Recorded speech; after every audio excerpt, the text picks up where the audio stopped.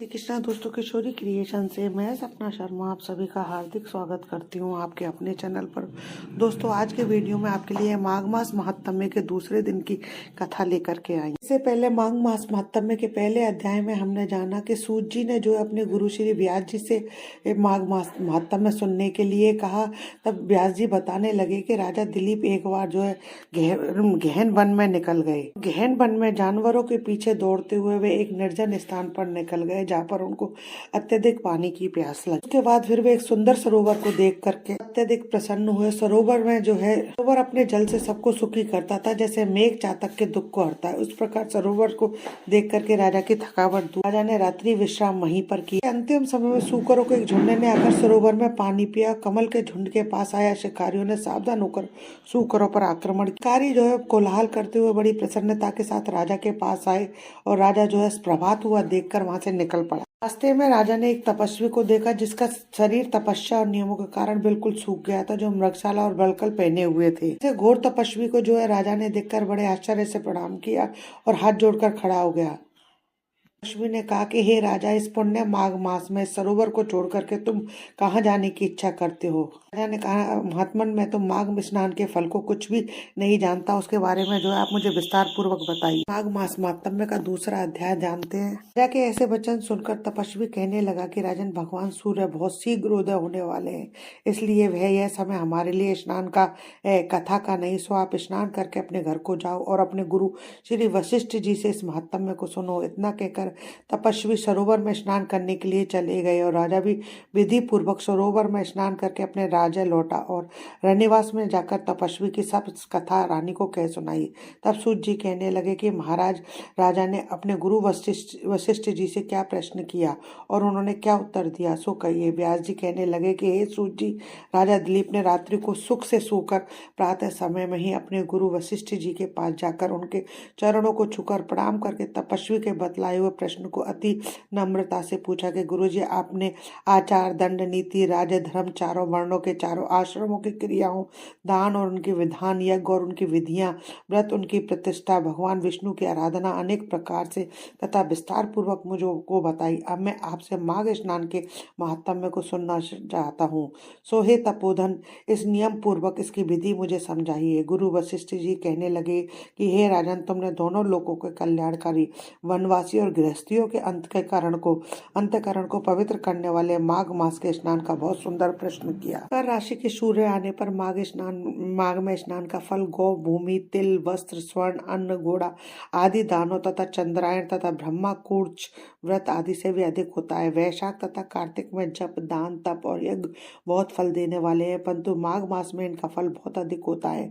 माघ में स्नान करने वाला पुरुष राजा और मुक्ति के मार्ग को जानने वाला होता है। दिव्य दृष्टि वाले महात्माओं ने कहा कि जो मनुष्य माघ मास में सकाम या भगवान के निमित्त नियम पूर्वक माघ मास में स्नान करता है, वह अनंत फल वाला होता है। उसको शरीर की शुद्धि, प्रीति, ऐश्वर्य तथा चारों प्रकार के फलों की प्राप्ति होती है। अदिति ने 12 वर्ष तक मकर संक्रांति में अन्न त्याग कर स्नान किया, इससे तीनों लोगों को उज्जवल करने वाले 12 पुत्र उत्पन्न हुए। माघ में स्नान करने से ही रोहिणी, सुभगा, अरुंधति दानशीला हुई और इंद्राणी के समान रूपवती होकर प्रसिद्ध हुई। जो माघ मास में स्नान करते तथा देवताओं के पूजन में तत्पर रहते हैं, उनको सुंदर स्थान, हाथी, घोड़ों की सवारी तथा दान को द्रव्य प्राप्त होता है और अतिथियों से उनका घर भरा रहता है और उनके घर में सदा वेद ध्वनि होती रहती है। वह मनुष्य धन्य है जो माघ मास में स्नान करते हैं, दान देते हैं, व्रत और नियमों का पालन करते हैं और दूसरे पुण्यों के क्षीण होने से मनुष्य स्वर्ग से वापस आ जाता है, परंतु जो माघ मास में स्नान करता है वह कभी स्वर्ग से वापस नहीं आता। इससे बढ़कर कोई नियम, तप, दान, पवित्र और नाशक नहीं है। भृगु जी ने मणि पर्वत पर विद्याधरों को यह सुनाया था। तब राजा ने कहा कि ब्राह्मण भृगु ऋषि ने जब कब मणि पर्वत पर विद्याधरों को उपदेश दिया तो सो बतलाइए। तब ऋषि कहने लगे कि हे राजन, एक समय 12 वर्ष तक वर्षा न होने के कारण सब प्रजा क्षीण होने के कारण संसार में बड़ी उद्विग्नता फैल गई। हिमाचल और विंध्याचल पर्वत के मध्य का देश निर्जन होने के कारण श्राद्ध, तप और स्वाध्याय अध्याय सब कुछ छूट गए। सारा लोक विपत्तियों में फंसकर प्रजाहीन हो गया। सारा भूमंडल फल और अन्न से रहित हो गया। तब विंध्याचल से नीचे बहती हुई नदी के सुंदर वृक्षों से आच्छादित अपने आश्रम से निकलकर श्री भृगु ऋषि अपने शिष्यों सहित हिमालय पर्वत पर गए। इस पर्वत की चोटी नीली और नीचे का हिस्सा सुनहरी होने से सारा पर्वत पीताम्बरधारी श्री भगवान के सदृश लगता था। पर्वत के बीच का भाग नीला और बीच बीच में कहीं कहीं सफेद स्फटिक होने से चारों तारों से युक्त आकाश जैसी शोभा को प्राप्त होता था। रात्रि के समय में पर्वत दीपकों की तरह चमकती हुई दिव्य औषधियों से पूरित किसी महल की शोभा को प्राप्त होता था। वह पर्वत शिखाओं पर बांसुरी बजाती और सुंदर गीत गाती हुई किन्नरियों तथा केले के पत्तों की पताकाओं से अत्यंत शोभा को प्राप्त हो रहा था। यह पर्वत नीलम, पन्ना, पुखराज और इसकी चोटी से निकलती हुई रंग बिरंगी किरणों से इंद्रधनुष के समान प्रतीत होता था। स्वर्ण आदि सब